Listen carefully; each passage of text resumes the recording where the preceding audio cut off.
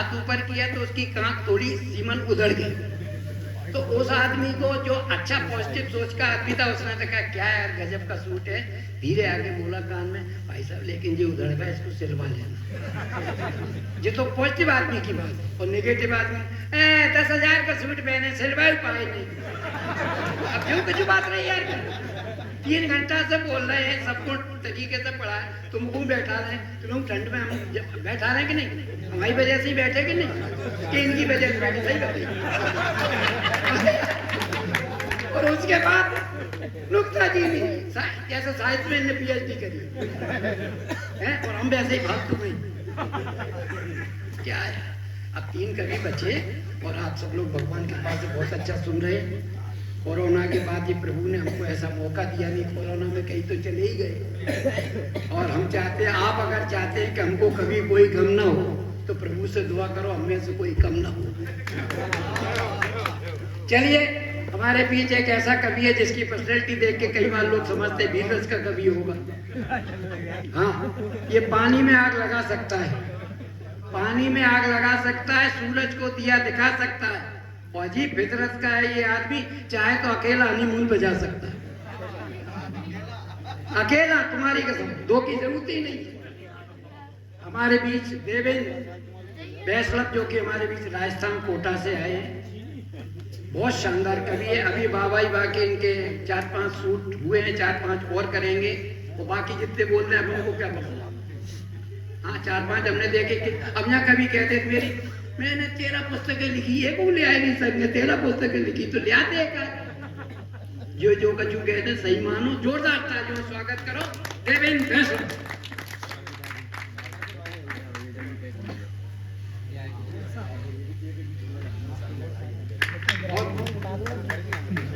अरे बहुत शानदार कवि है, कम कसम से हंसाता है, नहीं तो हंसाने के नाम पे फंसाता है।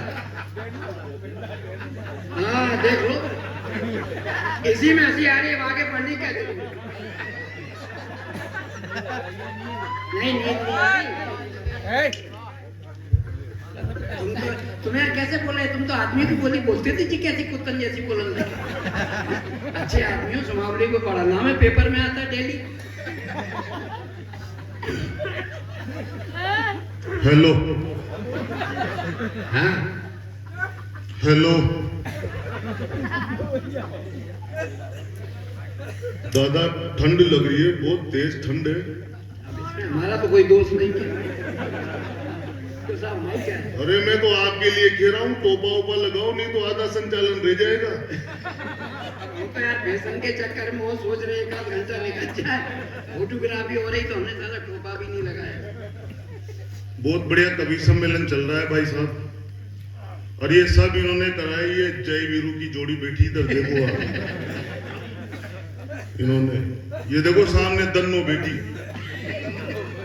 बसंती कहाँ है?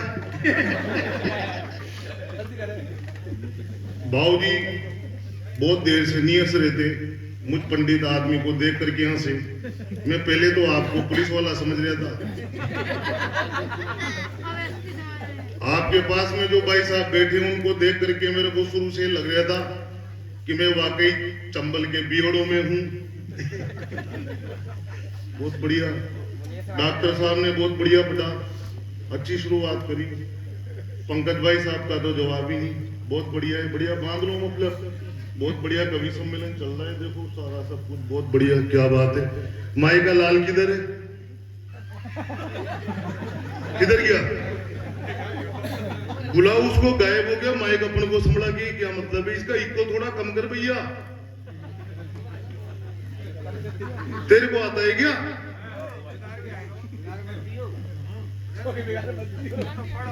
हाँ इको कम, हाँ आ गया आ गया। इको खत्म कर दे इसका। अपन तो बेरूजी महाराज, अपन को क्या मतलब है? इको खत्म कर दे, वॉल्यूम बढ़ाई दे, बेस खत्म कर दे। ये भाई साहब मैं सही कह रहा हूं, मैं सही कह रहा हूं। सीटी नहीं मारनी,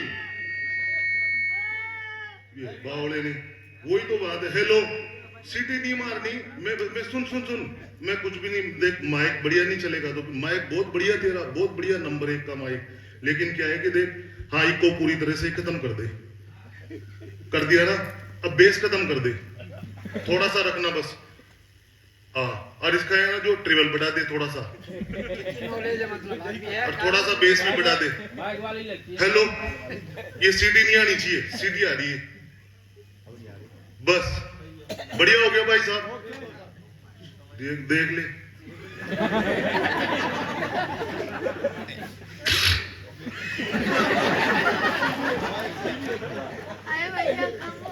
तुम मेरे को बावड़ा समझ रहे हो क्या? अरे मैं बहुत बड़े खानदान का आदमी हूँ, मेरा छोटा मोटा खानदान नहीं है, ये सारे देश के बड़े बड़े कवि हैं ना, इनसे पूछ लो। राज भाई साहब आप बताओ कितना बड़ा खानदान है मेरा, हा?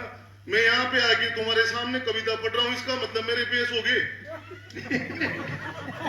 मेरे दादाजी का आसपास के 50-50 गांव में नाम चलता है भाई साहब, छोटी मोटी बात नहीं है।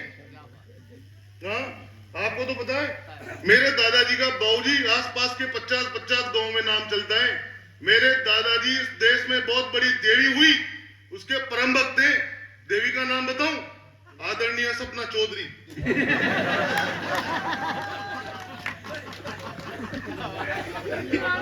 बहुत अच्छे।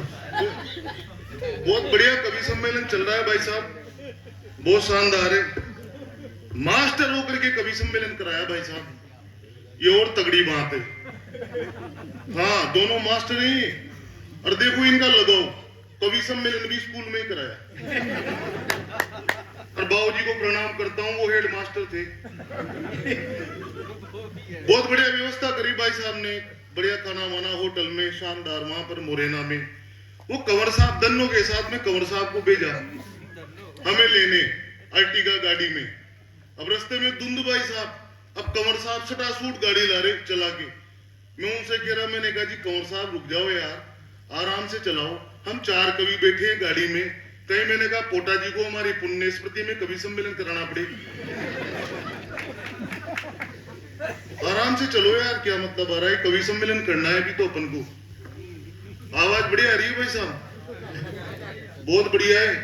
अरे सबसे पहले तो उस परमपिता परमात्मा को धन्यवाद दो कि कोरोना काल में हर 1 मिनट में 1 लाश गिर रही थी अपने देश में, उसके बावजूद भी आप और हम बच गए और कविताओं का आनंद ले रहे हैं सर्दी की रात में। तो ताली बजाओ उस बांके बिहारी के लिए। ये काम की बात किसी ने भी नहीं करी, ये मेरे ही दिमाग में आई। कोरोना में तो भाई साहब कवियों के जाले जम गए मुंह में यार, जीमना छूटा भूल गया रे अपना, सभी भूल गए अपन तो। मैं तो बामन आदमी भाई साहब, सीधा पंडित आदमी, में तो दिमाग पे लोड भी नहीं लेता। कहाँ जाओ कोरोना में बाबूजी, पड़े रहो घर पे, सुबह से शाम तक घर पे। राज भाई साहब, पोटा जी मैं तो पड़ा रहा घर पे, बाहर कैसे निकलूं, पुलिस कौन पंगा लेवे, पड़े पड़े मेरा तो दिमाग सड़ गया भाई साहब। मैं सही कह रहा हूं आपको, सुबह देखूं मेरी लुगाई, दिन में देखूं मेरी लुगाई, रात में देखूं मेरी लुगाई, दूसरे की दिखी नहीं यार। तालियां, बहुत बढ़िया। हास्य रस का कभी आसान है, बस यही है ना। क्या मतलब आ रहा है, फालतू सही कह रहा हूँ भाई साहब, मैं आपको तो पता है, जूनियर अमिताभ बच्चन बहुत बड़े आदमी, बड़े मेरी लुगाई को देख देख के काका जी दिमाग खराब हो गया। एक दिन इतना दिमाग खराब हुआ, मैंने कहा तनु की मम्मी खाना बना के ला, मैंने कहा भूख लग रही है। अब वो मेरे लिए खाना बना के लाई, मैंने निवाला तोड़ा, मुंह में डाला, मेरा दिमाग सड़ रहा था। मैंने कहा तनु की मम्मी ये कैसा खाना बनाया तूने, स्वाद ही नहीं आ रहा।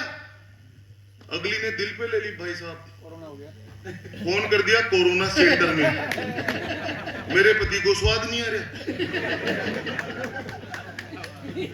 तुम्हारी कसम भाई साहब, वो डॉक्टर वाक्टर लोग आए मेरे को उठा के ले गए, क्वारंटाइन कर दिया भाई साहब मेरे को।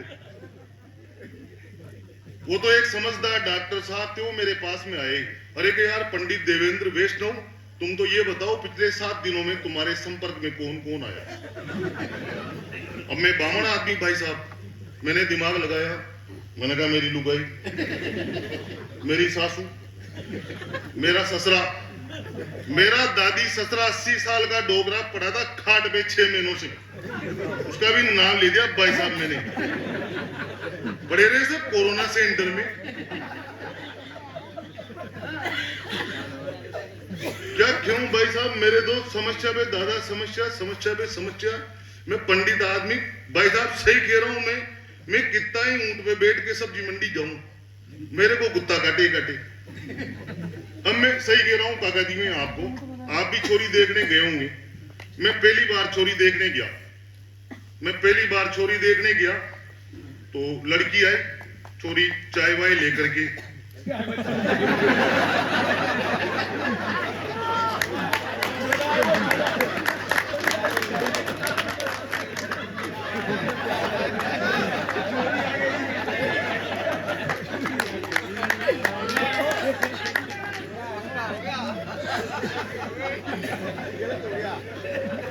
अरे तुम्हारा भरोसा नहीं है, तुम इसे फिर करवा दो मेरे यार।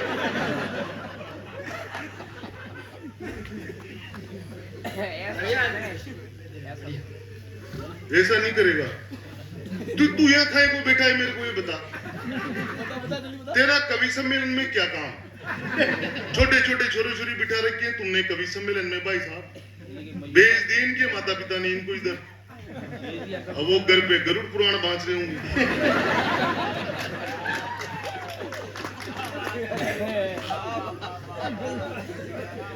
क्या क्या मतलब भाई साहब, बहुत वो आई छोरी, ये एक तो पंडित के सामने चाय लेके आई है, ये खराब बात है यार। मैं इतनी देर से चाय मांग रहा था इधर, कोई बात नहीं। वो छोरी आई काका जी, वो छोरी आई चाय वाय लेकर के, बढ़िया लाली लिपस्टिक लगा के, लग्जरी स्विफ्ट डिजायर की तरह। मैंने देखा, मैंने कहा आइटम तो बढ़िया है यार, पर मैंने कहा यार पंडित अपन इतनी जल्दबाजी भी मत करो यार। मैंने मेरी होने वाली सास से पूछा, मैंने कहा आंटी जी कहा?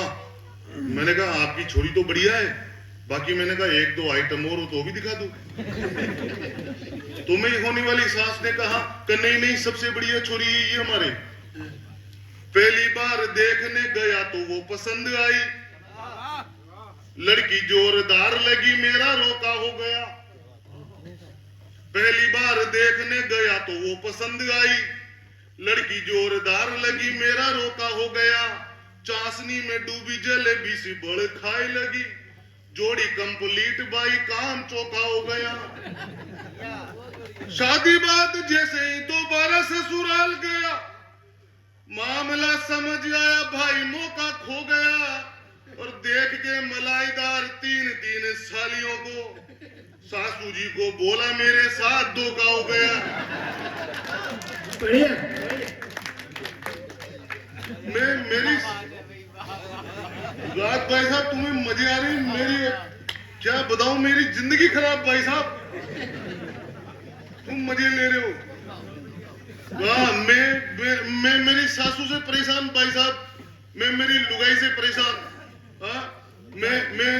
मैं क्या बताऊं भाई साहब, मैं आपको, मैं मेरी पत्नी को क्यों, मैंने कहा तनु की मम्मी चाय बना दे, अजी की नहीं, तुम तो फालतू बातें मत करो, काम ही नहीं करती भाई साहब मेरा कुछ। जब मेरे बाबूजी का फोन आ गया, पियर में चलो, मेरे काका जी का फोन आ गया, पियर में चलो, आज ये कार्यक्रम है, आज उनसे मिलना है। वहां जाते ही मेरी सासू मेरा दिमाग खराब कर दे, जवाई जी फिर वही शर्ट पहन के आगे, फिर वही मोटरसाइकिल लेके आगे, बार बार एक ही एक शर्ट पहन के आते हो, एक ही एक मोटरसाइकिल लेके आते हो, तुम्हारी तो इज्जत नहीं है गांव में, हमारी तो है, हमारी इज्जत का तो ध्यान रखो। दूसरी बार फिर भाई साहब सही कह रहा हूं, मैं ससुराल गया, जाते ही वही मेरी सासू, जवाई जी फिर वही शर्ट पहन के आगे, फिर वही मोटरसाइकिल लेके आगे, बार बार एक ही एक शर्ट पहन के आते हो, एक ही एक मोटरसाइकिल लेके आते हो, तुम्हारी तो इज्जत नहीं है गांव में, हमारी तो है, हमारी इज्जत का तो ध्यान रखो। क्या क्यों भाई साहब, काका जी सासू माँ से। तीसरी बार मेरा ससुराल जाने का नंबर आया, मेरे अंदर का राजस्थान जागा भाई साहब। जैसे ही मेरी सासू ने कहा कि जवाई जी, मैंने कहा चुप रहे, बार बार जवाई जी जवाई जी जवाई जी, मैं ही तुम्हारी इज्जत का ध्यान रखूं, तुम मेरी इज्जत का ध्यान मत रखो। अरे तुम्हारे पास भी तो 3-3 छोरियां, बार बार एक को ही क्यों भेज देते हो?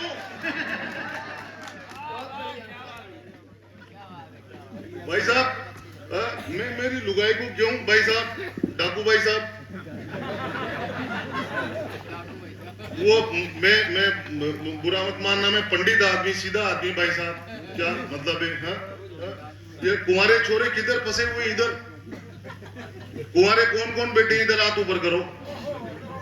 या कुंवारे हो तुम, ब्याह नहीं हुआ तुम्हारा? हाँ? एक ज्ञान देके जा रहा है पंडित तुम्हें, इस ज्ञान को अपने साथ में रखना और इस ज्ञान का उपयोग करना। अगर इस ज्ञान का उपयोग नहीं करा तो फिर पंडित का आना यहाँ पर बेकार है। पंडित देवेंद्र वैष्णव ज्ञान देके जा रहा है तुम्हें। तो कुंवारे कुंवारे जितने भी आज बैठे यहाँ, सारे ही कुंवारे मेरा ज्ञान लेके जाएंगे। कुंवारे कुंवारे जितने भी आज बैठे यहाँ, सारे ही कुंवारे मेरा ज्ञान लेके जाएंगे। समय का सदुपयोग करो मेरे भाई, सुनो, समय निकला तो फिर कुछ नहीं पाएंगे। खाली प्लाट दिखे जहां, खाली प्लाट दिखे जहां, माता पिता को बता दो, रजिस्ट्री कराने सारे रिश्तेदार आएंगे। समय जो निकल गया माता पिता भी क्या करें, कब्जे से छूटा हुआ ही प्लाट पकड़ाएंगे। वो काका जी मैं सही कह रहा था, वो मैं मेरी लुगाई को क्यों, मैंने कहा तन्नू की मम्मी मेरे चाय बना दे, अजी का आज तो मेरे हाथ दुख रहे हैं। मैंने कहा तन्नू की मम्मी मेरे कपड़े ही धो दे, अजी का आज तो मेरी कमर दुख रही है। भाई साहब क्या बताऊं तुम्हें, भरी जवानी में मेरे बेड पर दवाइयां रहती है, झंडू बाम, विक्स, सरसों के तेल की शीशी। ये मेरा एक दिन दिमाग खराब हो गया काका जी, और मेरे अंदर फर पड़ा रहा, मेरा शरीर गुस्से में, दिमाग खराब, पहुंच गया मैं सासू के पास। जाता ही मैंने मेरी सासू को कहा, तो मैंने मेरी सास को कहा, जी सासू माता सुनो, आपने जो प्रोडक्ट दिया है अभी मंद है। तो मैंने मेरी सास को कहा, जी सासू माता सुनो, आपने जो प्रोडक्ट दिया है अभी मंद है, और सर्विसों में मांगता है बार बार खर्चा ज्यादा, खरीदे हुए तो अभी हुए दिन चंद है। कंपनी का लाभ नहीं मिल पा रहा है मुझे, दूसरा प्रोडक्ट दे दो, काम सारे बंद है। सासू माता बोली अब कहां से लाएंगे प्रोडक्ट, सन बाण में से कंपनी का काम बंद है।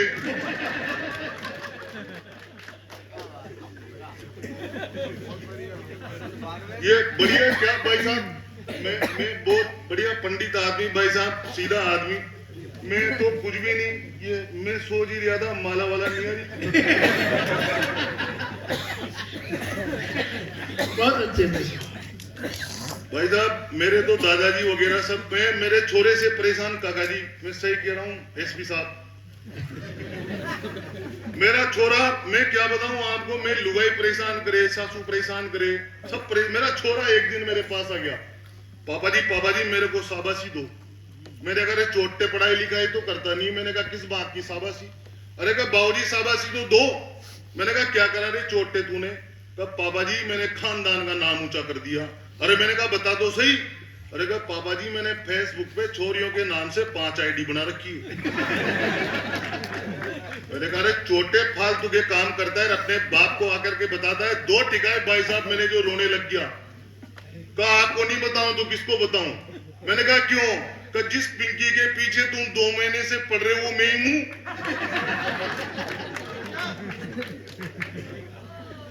टीवी चैनलों के संस्कार है, देखो छोरे नई पीढ़ी का निर्माण कर रहे हो, आपने अपने पोते को बिठा रखा था यहाँ, आपका पोता था ना वो, नई पीढ़ी का निर्माण कर रहे हो पोटा जी आपने सुमावली में, और राजकिशोर भाई साहब आपने सुमावली में कवि सम्मेलन करवा के आने वाली पीढ़ी को एक संदेश दिया है, यहाँ के लोगों को संदेश दिया है। और ये नए नए बच्चे ये साहित्य के संस्कार प्राप्त कर रहे हैं, इससे बड़ी बात क्या हो सकती है। और आजकल टीवी चैनलों के संस्कार ताली बजाने की बात नहीं है, काम की बात तो सुनो, संस्कार दिए।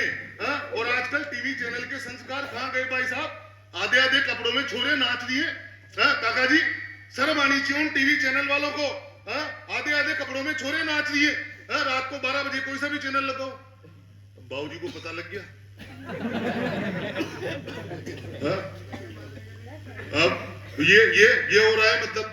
अब वो एक दिन मेरा छोरा इधर सो रहा, मैं इधर सो रहा, मेरी लुगाई गई पियर में, रात के 12 बज रहे, टीवी चल रही। मैंने सोचा अपने भी आनंद लो यार, अपन ने भी बढ़िया धार्मिक चैनल लगाया। टीवी पे चल रहा था आधे कपड़ों में गाना, टीवी पे चल रहा था आधे कपड़ों में गाना, बेटे ने कहा दूसरा चैनल तो लगाना।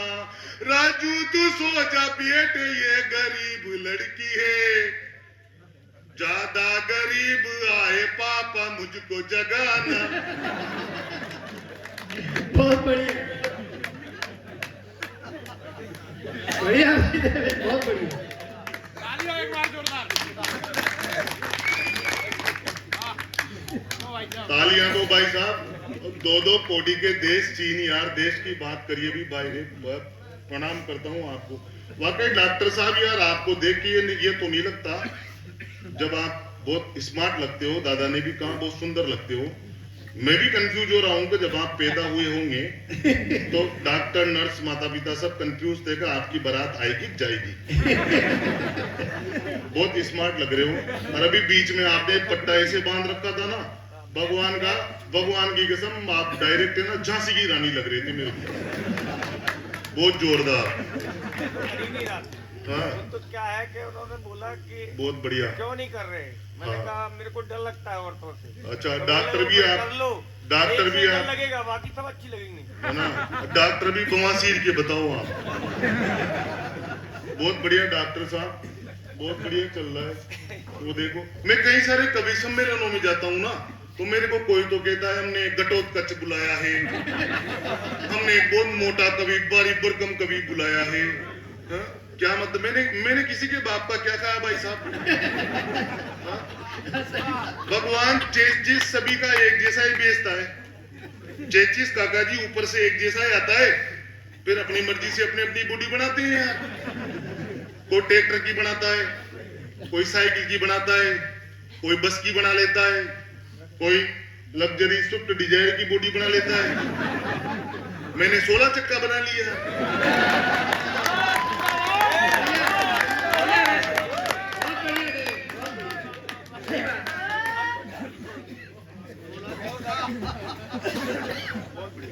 जय हो डॉक्टर साहब, बहुत बढ़िया। तो भाई साहब मैं तो पंडित आदमी, बहुत सीधा आदमी। देश की बात हो रही थी, भाई ने करी, ये प्रसून नहीं खिला, पंकज नहीं खिला। मैंने कहा 2-3 छोरे छोरी एक साथ ही नहीं खिल रहे यार, बहुत बढ़िया। वो भाई साहब मैं कह रहा हूँ, प्रमोद भाई साहब आपको कह रहा हूँ, 2-2 कोड़ी के देश, पाकिस्तान, चीन, ये क्या है पाकिस्तान? है को पाकिस्तान की बात करें, वो आप कह रहे थे पाकिस्तान, 2 कोड़ी का देश पाकिस्तान। पाकिस्तान का जितना 12 महीने का बजट है ना काका जी, उत्ते के तो सोमावली वाले अपने बच्चों को 12 महीनों में डायपर पहना देते हैं। 2 कोड़ी का देश पाकिस्तान, 2 कोड़ी का चीन। वो चीन देखो बार बार अपनी सीमा में घुसने का प्रयास करता है, शर्म ही नहीं आती उसको। जाने कितनी बार तो अपन ने हरा दिया। उनकी लंबाई देखो सालों की 4.5 फुट। ये लड़ेंगे अपन से चीन वाले। उनकी आंखें देखो इतनी इतनी सी आंख, जैसे अपने घर में कोई नया नया बच्चा पैदा हुआ हो। अगर 4 पंक्तियों में चीन की फाइल निपटा दूं ना, तो इस पांडाल में एक भी हाथ खामोश नहीं रहे। और ऐसी तालियां बजाना तो इंगी चिंगी मिंगी पोंगी है ना, उनके गालों पे चटाचट चाटे पड़े सालों के। तो चीनियों की आंखें देखो शर्ट के बटन जैसी, मानो इंडिया में नवजात पैदा हुए हो। चीनियों की आंखें देखो शर्ट के बटन जैसी, मानो इंडिया में नवजात पैदा हुए हो। और लंबाई में लगेंगे वो केवल 4.5 फीट। लगता है खेत में चने के झाड़ बोए हो। बढ़िया बढ़िया। कभी ना मिलेंगे लंबू 6 फीट वाले वहां, पूछ लेना उनसे जो कभी चीन गए हो। और यदि गलती से दिख जाए 6 फुटिया तो मान लेना भारतीय बीज बोए गए हों। पटिया वाले बाबा की ये चीन क्या है? चीन हाँ? दो कोड़ी के देश चीन, हिंगी मिंगी चिंगी पुंगी। तो पाकिस्तान में तो अपना एक अकेला दारा सिंह वो गया था, तारा सिंह, जाते ही हेड में मुखार दिया उसने। तब से पानी की कमी चल रही है वहां, उनके पीने का नहीं है, धोने के लाले पड़ रहे हैं। ये पाकिस्तान हाँ? जवाब दे रहा हूं, पाकिस्तान को निपटा रहा हूं, संभालना तन्नो। जोरदार तालियां बजनी चाहिए। अरे अभी नहीं, अभी इस पे पाकिस्तानियों को कम मत आंको भारतीयों, एक एक बंदा उस देश का फौलाद है। पाकिस्तानियों को कम मत आंको भारतीयों, एक एक बंदा उस देश का फौलाद है। ना दबेगा ना डरेगा, जो भी करना है करो, मेरी मानो वहां बड़े से बड़ा जल्लाद है।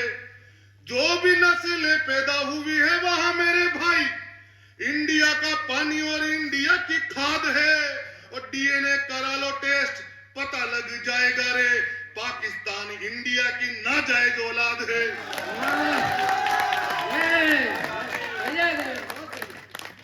भारत माता की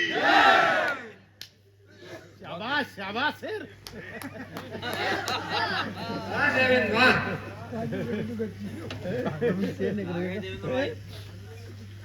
खा गए कि पिछले कभियों खा गए? चम्मल में घुसाओ, चम्मल कोटा से निकाल गए चम्मल से।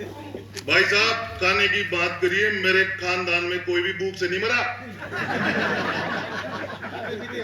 सबके सब खा के मरे।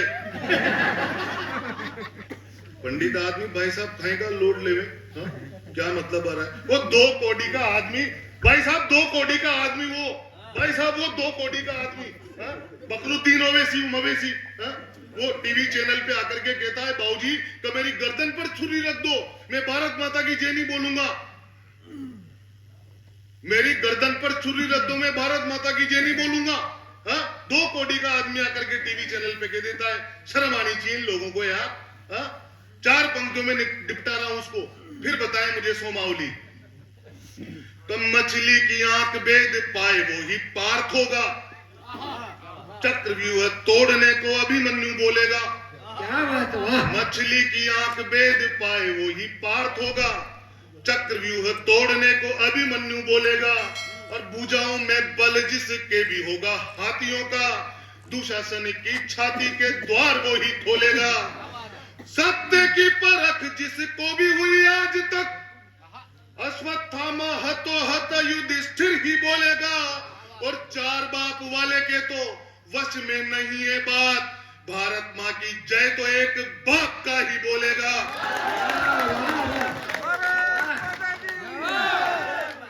भारत माता की, भारत माता की, वंदे वंदे। हम सब एक मिनट और बोलो, अच्छा लग रहा है। सही में पैसा तुम्हारी कसम उधर खोल दो तो तुम्हें सर्दी नहीं लगती। बहुत बढ़िया वैसे।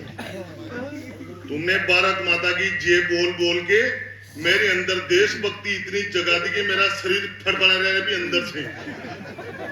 मेरे को ऐसा लग रहा है कि बॉर्डर पे जाने की जरूरत नहीं है, 4-5 गोले खा के यही मर जाऊं। मेरी तो राग भाई साहब कभी मैं कह रहा था ना बाबूजी आपसे, मेरी किस्मत ही खराब है, मेरे साथ तो उल्टी पुल्टी घटनाएं घट जाती है भाई साहब। मेरे कोई समझ में नहीं आता। एक बार भाई साहब मैं किसी काम से कोटा जा रहा था, आपको तो पता है, आप मेरे उधर कवि सम्मेलन में आते हो, आप अंता से कोटा की दूरी 50 किलोमीटर, अंता में मैं रहता हूँ, तो मैं अंता से भाई साहब कोटा जा रहा था। मैंने मेरी कार स्टार्ट करी, में निकल गया, अंता से 25 किलोमीटर आगे तक चलाऊंगा बाबूजी, एक महिला ने गाड़ी के सामने हाथ मारा। महिला मैंने देखा गर्भवती थी। मैंने कहा यार अपन राजस्थानी आदमी और पंडित आदमी, दयावान आदमी, जो अपन ने गाड़ी रोक दी। मैंने कहा यार धूप अलग से हो रही है, मैंने कहा जो गाड़ी रोक दी अपन ने, गाड़ी रोकते मैंने उससे पूछा महिला से, मैंने कहा दीदी दीदी कहाँ? मैंने कहा कहाँ तक जाओगे आप? आ जाओ बैठ जाओ। अरे का भैया मेरे को कोटा नयापुरा चौराहे तक छोड़ देना। अपन इंसानियत दिखाए भाई साहब, बिठा लिया। अब काका जी नयापुरा चौराहा आते आते वो महिला बेहोश होगी और मेरा दिमाग खराब। अब बामन आदमी बखूबी कैसे, मैं उसको राज भाई साहब हॉस्पिटल में लेकर के गया। डॉक्टर साहब ने जाते ही उसको एडमिट कर लिया। फिर भी मैं नहीं गया। मैंने सोचा, मैंने कहा अपन ब्राह्मण आदमी यार, सीधे आदमी, हाल चाल पूछ के जाएंगे। 2 घंटे बाद डॉक्टर साहब आए।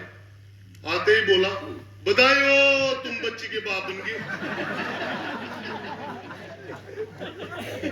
मेरा दिमाग खराब भाई साहब। अरे मैंने कहा डॉक्टर साहब मैं इस बच्ची का बाप नहीं हूं। अरे का छोरी पैदा होगी तो छोड़ के भग रहा है।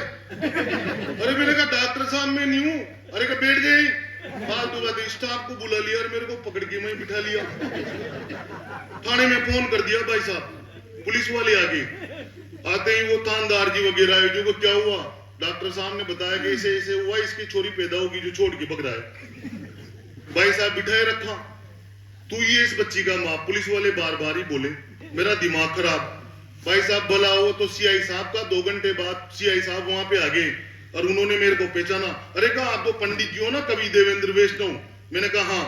तो कैसे बैठे हो? मैंने कहा क्या इन्होंने बिठा रखा है? मैंने कहा जबरदस्ती छोरी का बाप बना रहे। तो सीआई साहब समझदार थे, तो उन्होंने डॉक्टर साहब को बोला, अरे क्या यार डॉक्टर साहब दिमाग पे लोड लेने की आवश्यकता ही नहीं है, इसका मेडिकल चेकअप करवा लो, अभी पता लग जाएगा छोरी का बाप एक नहीं है। तो मेरा मेडिकल टेस्ट करवाया भाई साहब। मैं डॉक्टर साहब से पूछ रहा, मैंने कहा रिपोर्ट कितने बजे तक आएगी? तो 2 घंटे बाद आएगी। मैं बैठा रहा। 2 घंटे बाद खुशी के साथ डॉक्टर साहब आए। आते ही बोला कि यार पंडित तुम सही कह रहे थे यार, इस रिपोर्ट के अनुसार तो तुम किसी भी छोरे छोरी के बाप बन ही नहीं सकते। मैं मस्त हो गया भाई साहब, मैं बहुत मस्त हुआ। मैंने कहा चलो जान छूटी, अपने तो निकलो। पर भाई साहब जैसे मैंने गाड़ी का स्टीयरिंग घुमाया, मेरे दिमाग में एक विचार आया। मैंने कहा जब रिपोर्ट के अनुसार मैं किसी भी छोरे छोरी का बाप बन ही नहीं सकता, तो मेरे घर पे 2-3 छोरे छोरी वो कौन है?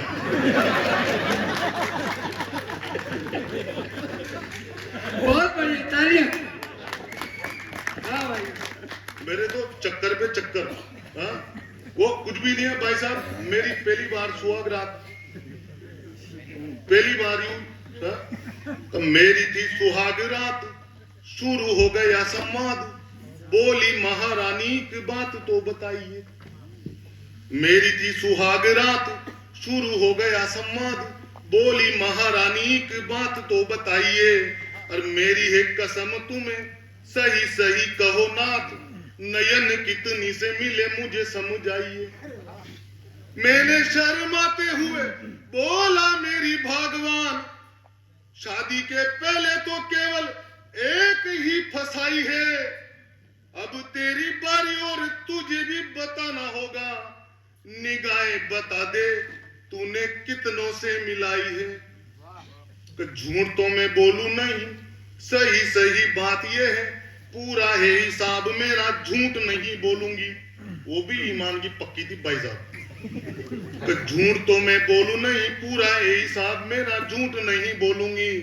और जिसको भी प्यार किया एक चना डाल दिया, सारे गिनवाती हूं मैं अभी पर्स खोलूंगी। तो 20 चने गिनती में नोट था 50 वाला, मैंने पूछा नोट वाला राज समझाइए। बोली प्राणनाथ मैंने 2 किलो चने बेचे हैं और यह बात केवल आपको बताई है।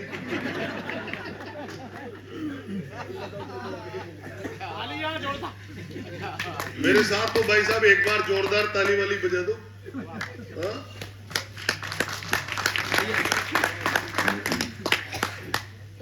ओ माइके लाल, ये इनकी आदत पड़ जाती है, रोजाना ही कहते ना hello mic check, hello mic check. मेरा एक मित्र है माइक वाला भाई साहब, उसकी आदत पड़ गई, जब वो जब hello mic check, hello mic check. पिछले दिनों उसका ब्याह हो गया, अब आदत पड़ गई। रात को 12 बजे शादी की पहली रात, लुगाई इधर सो रही, वो इधर सो रहा, और hello mic check, hello mic check. भाभी ने दी लात की जो पलंग के नीचे। और अगर नाच पिटे पूरी रात माएगी चेक करेगा, कार्यक्रम भी शुरू करेगा।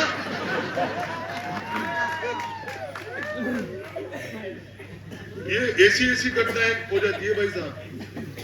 एक दिन मेरी लुगाई के पास जाकर के मैंने कहा योजना है सरकारी, एक सरकारी योजना निकली थी भाई साहब जिसमें 2 छोरियों पे 25,000 रुपए मिल रहे थे। दादा योजना है सरकारी, सुन मेरी प्रेम प्यारी, जिसके 2 है छोरियां 25,000 पाएगा। योजना है सरकारी, सुन मेरी प्रेम प्यारी, जिसके 2 है छोरियां 25,000 पाएगा। अपने तो एक तन्नू दूसरी कहां से लाएं, ऐसे तो हमारा नुकसान हो ही जाएगा। मेरे पास एक तरकीब है, तू समझे तो इंतजाम करो फिर दूजी लड़की का। गलती थी मेरी, एक मन्नू का जन्म हुआ, तू कहे तो लाऊं समाधान कड़की का। तो शेरनी सी गुर्रा के शांत होके चुपचाप बोली कि जाओ जी तुम जाओ लाओ मन्नू। और दूसरे ही दिन जब दूजी छोरी लेके आया, मुझे मेरे घर से गायब मिली तन्नू। कब मन्नू को ले आया हूं मैं, तन्नू नहीं दिख रही, क्या कोई मोहल्ले में खिलाने वाला ले गया। तो योजना को सबने सुना है, साले बेवकूफ, जिसने करी थी गलती वो आके ले गया।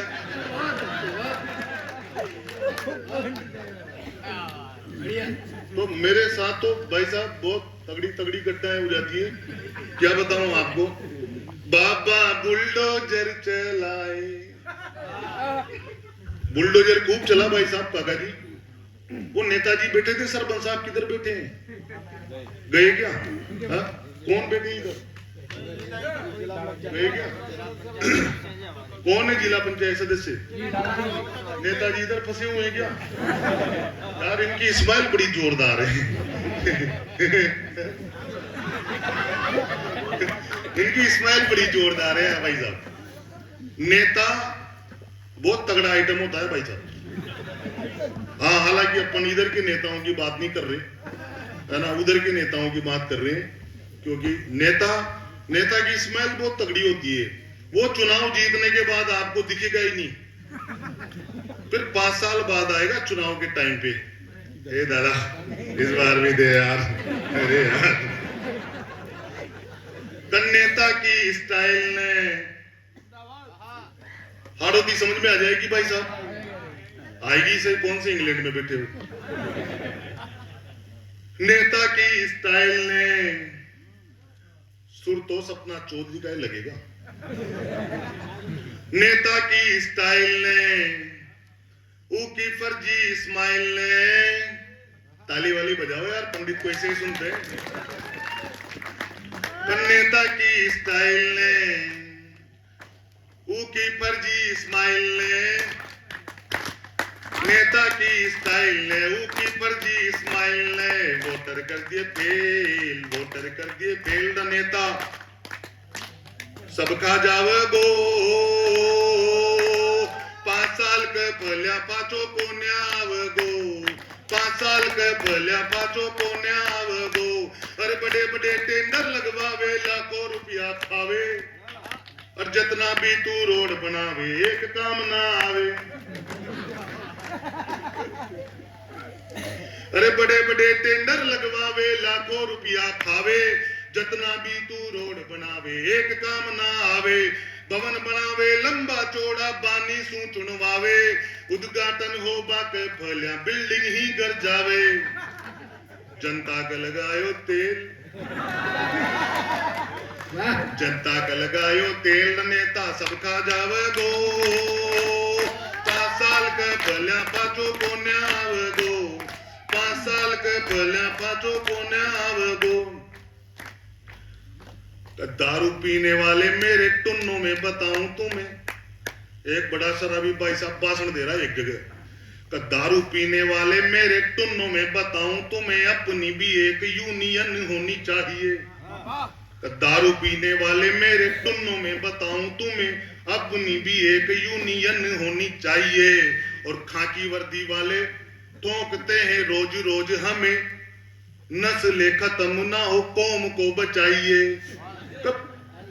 पीटे चाहे घर वाले, जूते मारे बीवियां, दारू पिए रोज तंगे खाते हुए जाइए।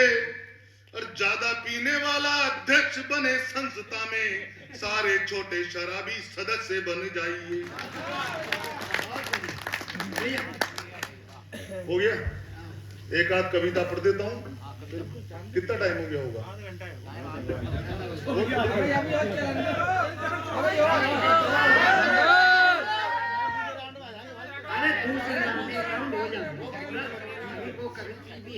हाँ, मैं वही कह रहा हूँ, सेकंड में पढ़ दूंगा। मैं तो पंडित आदमी हूँ, पूरी रात ऐसे चोरी चोरी पालने के लिए लफाजिया मारता रहता हूँ। मैं तो ये तो लोकल में मथुरा कार्यक्रम में था, वहां भी मैंने ऐसे 1 आध घंटे तक लफाजिया मारी। ऐसे मालाय वाला आ गई थी, उसने मेरे को 5,000 रुपए बढ़ा के भी दिए। पोटा जी थोड़ा देख लेना यार, ऐसे करना पड़ता है भाई साहब। हाँ, वो एक में गीत सुना देता हूँ। हम क्यों घूमते फिरते एक मार्मिक, वैसे तो लफाजियां भाई साहब मैं पूरी रात करता हूँ, कर सकता हूँ।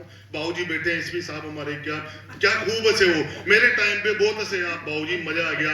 क्या लोगों ने प्यार दिया है यार, मैं भावुक हो गया, मेरा रोने का मन कर रहा भाई साहब। नहीं, बहुत बढ़िया कवि सम्मेलन हो गया। पंकज दादा यहाँ पर बैठे और देश के बहुत बड़े कवि इधर बैठे हैं, सब बहुत बढ़िया। आप कौन सी मुद्रा में? आप आराम से गुटका दबा रखा है शायद। बढ़िया, बहुत बढ़िया, शानदार कवि सम्मेलन दादा ने बढ़िया संचालन किया। सब करना पड़ता है भाई साहब। चलो ठीक है, ये क्यों घूमना पड़ता है? आप सब यहाँ पर बैठे हैं, हर व्यक्ति को सुबह से शाम तक मेहनत करनी पड़ती है। 1-1 रुपया कमाने के लिए दौड़ना पड़ता है। अपने बच्चों की ख्वाहिशें, पत्नी की ख्वाहिशें, माता पिता की ख्वाहिशें, कोई नौकरी कर रहा है, कोई घर बार छोड़कर कहाँ पड़ा है। वो बॉर्डर पे देखो फौजी पड़े हुए हैं बेचारे, हजारों किलोमीटर दूर।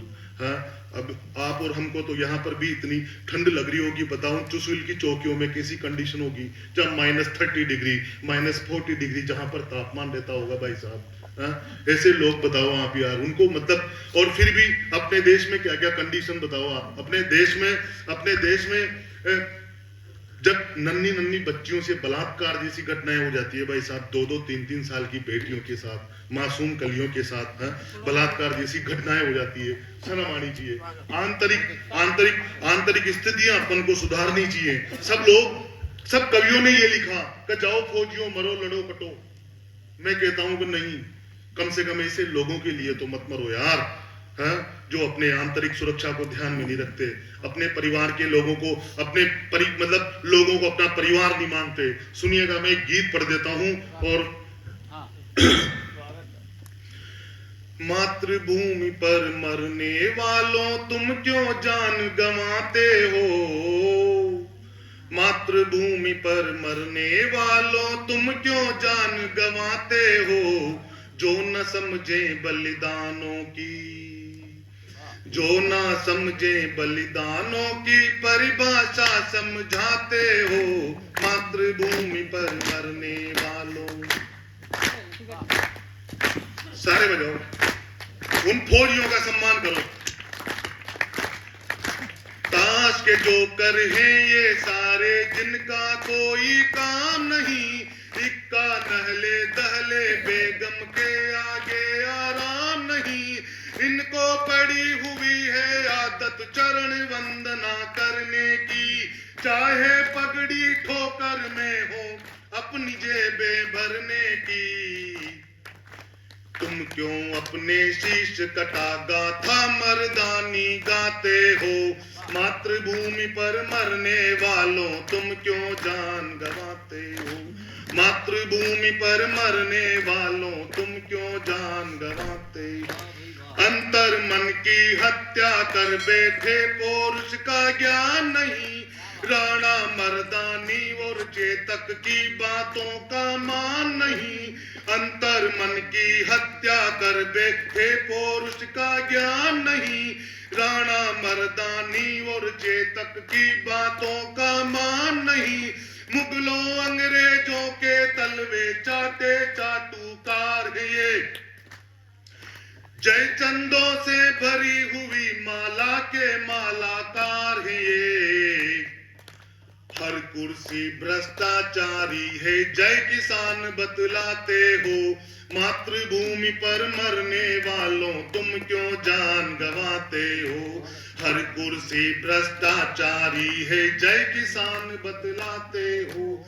मातृभूमि पर मरने वालों तुम क्यों जान गंवाते हो। नन्ही परियों की काया इनको मादक लग जाती है। नन्ही, मेरी पीड़ा पड़ रहा हूं साहब, तो नन्ही परियों की काया इनको मादक लग जाती है। कैसे फसल सुरक्षित होगी, बाढ़ खेत को खाती है। नन्ही परियों की काया इनको मादक लग जाती है। कैसे फसल सुरक्षित होगी, बाढ़ खेत को खाती है। सीताएं अब भी जलती है अग्नि के तालाबों में। राम राज्य देखा जाता है ग्रंथों और किताबों में। पत्नी का सिंदूर मिटा क्यों अपना लहू बहाते हो। मातृभूमि पर मरने वालों तुम क्यों जान गंवाते हो। मातृभूमि पर मरने वालों तुम क्यों जान गंवाते हो। माता पिता के अरमानों को देखो कैसे छांट लिया। बेटों ने हरियाला आंगन दो हिस्सों में बांट लिया। जिनके दादा परदादा आपस में भाई भाई थे। रक्त पिपासु है हिंदू मुस्लिम भी आज कसाई है। गेहूं में घुन पड़े हुए क्यों दीपक राग सुनाते हो। मातृभूमि पर मरने वालों तुम क्यों जान गंवाते हो। अंतिम पंक्तियां पढ़ रहा हूं इस गीत की, सुनिएगा साहब, और आपके पंडित को तालियों के साथ विदा कर दीजिएगा। सुनिए। कब भेजा है किसी मंत्री ने बेटे को सीमा पर। कब भेजा है किसी मंत्री ने बेटे को सीमा पर। तेरे घर में रक्त गिरा है नई नवेली ही ना पर। कुर्सी के चक्कर में चोरों के दल में मजबूती है। जनता का शासन है फिर भी जनता पैर की जूती है। बहुत बढ़िया। कब भेजा है किसी मंत्री ने बेटे को सीमा पर। तेरे घर में रक्त गिरा है नई नवेली ही ना पर। कुर्सी के चक्कर में चोरों के दल में मजबूती है। जनता का शासन है फिर भी जनता पैर की जूती है। पत्नी का सिंदूर मिटा क्यों अपना लहू बहाते हो। मातृभूमि पर मरने वालों तुम क्यों जान गंवाते हो।